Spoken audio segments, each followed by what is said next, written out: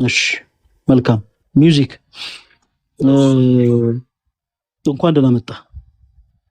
እንኳን ደህና ቆያችሁ። መልካም ኦኬ። ምን አይነት ጉዳይ ነበረ ልታወራን የነበረው? ያው እስከ ዛሬ በጣም ይስተገረኝ የነበረ ጉዳይ ስለነበረ ነው። አንደኛው ግብረ አውራን ማስተርቤሽን ሴጋ የሚሉት ማለት ነው። ሁለተኛው ደግሞ ቁማር ነው። በጣም ይስተንኩኝ ያለው በግብረ አውራን ስነግርህ ኤግዛክት የጀመርኩበትን ቀን አላስታውሰው፣ ግን በ12 ዓመቴ እንደዛ አካባቢ እንዳለው በዛን ጊዜ እንደጀመርኩ ትዝ ይለኛል። አሁን ላይ ያለው በትምህርት 25 ዓመቴ ነው። ኦልሞስት ወደ 13 ዓመት ያክል ይህን ነገር ስፈጽም ነበረ።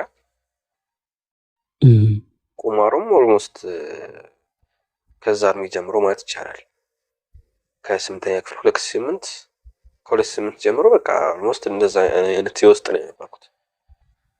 ነገሩ ተባብሶ አንድ በዚህ ነገር ይሄ ራስን ወደ መጥላት፣ ከሴቶች ጋር አለመቅረብ፣ ሴት እንደ ጦር ለመፍላት እንደዚህ አይነት ነገሮችን ያመጣል። ለማቆም ብዙ ነገሮችን ሞክሬያለሁ። ብዙ አይነት ቪዲዮዎችን አይቻለሁ። የቤክሰንም አይቻለሁ፣ የውጭ ቪዲዮዎችንም አይቻለሁ። ብዙ ነገሮችን ሞክሬያለሁ። ኢቨን ሁላ ይህን ነገር ከፈጸምኩኝ ብረት ምጣድ ላይ እዚህ አቃጥላለሁ፣ እንደዛ ብዙ እስከመወሰን ድረስ። ግን ያንን ነገር ከፈጸምኩኝ በኋላ ራሴ ላይ እንደዚህ አይነት ነገር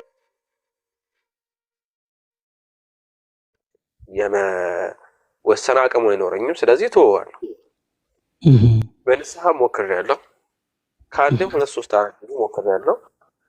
ግን አብዛኛውን ጊዜ ይሄኛውን ነገር የንስሐ አባቶች አያውቁትም ስልህ ምን ያህል ከባድ እንደሆነ፣ ሰው በእንደዚህ አይነት ሱስ የተጠቃ እንደሆነ አያውቁትም። ሱስ ሲባል እነሱ የሚመስላቸው ብዙ ጊዜ የጫት የሲጋራ ነው። የመጀመሪያ ጊዜ ንስሐ ሲገባ የ1 ሳምንት ቀን ሆነ ነው። ያቺ 1 ሳምንት ድረስ ታገሳለሁ። ለምን እንደሆነ አላውቅም። ያ የሚፈታተነኝ ነገር አይኖርም ለ1 ሳምንት። ልክ ቀኖናን እንደጨረስኩት ግን ያ ነገር በጣም ተመልሶ ይመጣል። በጣም ያስጨንቀኛል። ለመጨረሻ ጊዜ ንስሐ የገቡት የአሁኑ ፋሲካ ጊዜ ነው። 1 ወር ምናምን አካባቢ ሲቀረው እና ንስሐ ስገባ ስነግራቸው መጀመሪያ አልተረዱኝም። 13 ዓመት በዚህ ሱስ ቆይቻለሁ ስላቸው የምን ሱስ አሉኝ። እና ከዚህ የተረዳሁት ነገር ምንድነው? የንስሐ አባቶች ራሱ ሱስ እንደሆነ አላወቁትም ይሁን አላውቅም።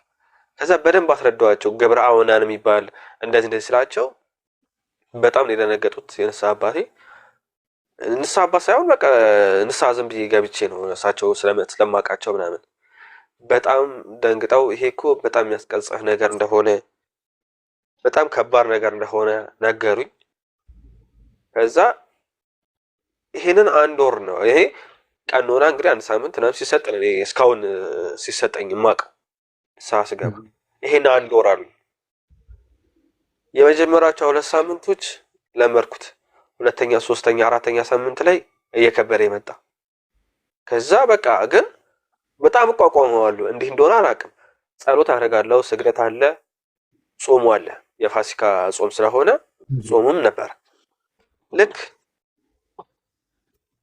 ቀኖና ያለቀው የጾሙ እንትን ከመግባቱ በፊት ማለት ነው። ሕማማት ከመግባቱ በፊት ነው ቀኖና ያለቀው። ያችን 1 ሳምንት ምንም የፈጸምኩት ነገር የለም።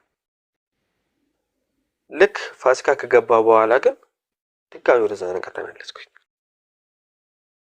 ግራ ገባኝ። እኔ እስከ ዛሬ ድረስ ያቆምኩት 1 ሳምንት ነው።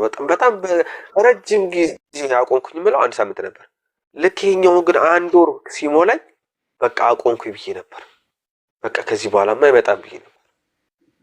ልክ ከፋሲካ በኋላ ልክ ፋሲካ እንዳለፈች በሰኞ ዕለት በማክሰኞ ዕለት ይሄን ነገር ሳረግን አቆምኩ። በቃ አቃተኝ። ቁማሩም ልክ እንደዚሁ አቁሜ በዛው ቀን የጀመርኩት። ሁለተኛ ነገር ደግሞ ይሄን ነገር የምፈጽመው አብዛኛውን ጊዜ እንዴት ነው? ቁማር እጮታለሁ፣ ቤቲንግ እጮታለሁ፣ እበላለሁ።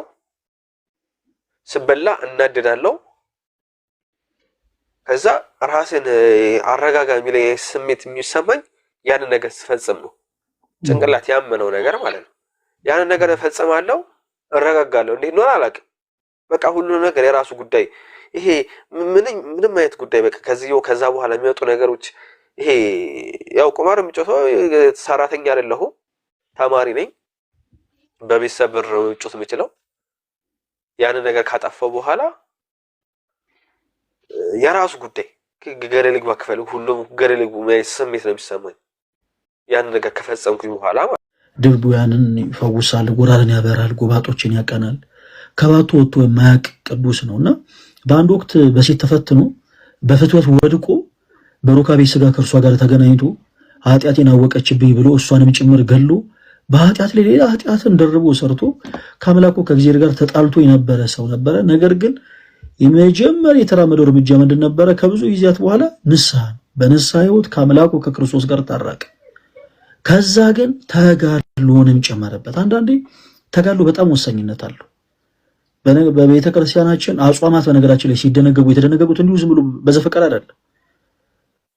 የኛ ትልቁ ጠላታችን ክርስቲያኖች ስጋችን፣ ትልቁ ጠላት ለሰው ልጅ ትልቁ ጠላቱ ስጋው፣ ስጋና ነፍስ። ይሄ አርም ሪስሊንግ ታውቃላችሁ? እሱ አርም ሪስሊንግ ልክ እንደዚህ የተያያዙ ናቸው። አርም ሪስሊንግን ከተመለከታችሁ በጥንካሬ የተሞላው ሰው ያው ደከም ያለውን ይረተዋል። ይሄ እጅ በእጅ መጣጣል ማለት ነው። ነፍስና ስጋ ልክ እንደዚህ የተያያዙ ናቸው። ነፍስ ስጋን ልታሸንፋት አትችልም። ስጋም ነፍስን ልታሸንፋት አትችልም። ስጋ ነፍስን ልታሸንፍ የምትችለው እኛ ወደ ስጋ ስናደላ፣